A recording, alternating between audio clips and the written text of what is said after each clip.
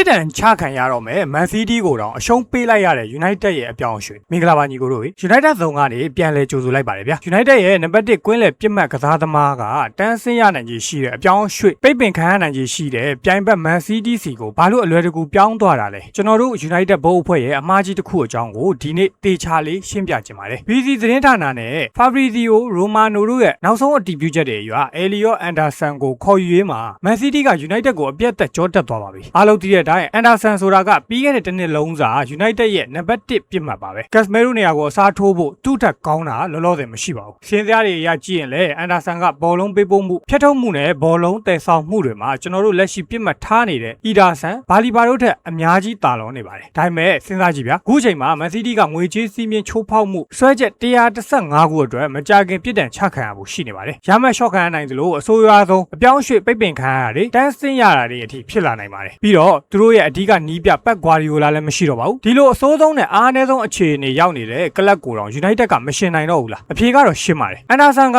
CD ကိုရွေးချယ်ထားတာမဟုတ်ပါဘူး United ကိုယ်တိုင်ကအပြောင်းရွှေ့ကြီးအများကြီးမပေး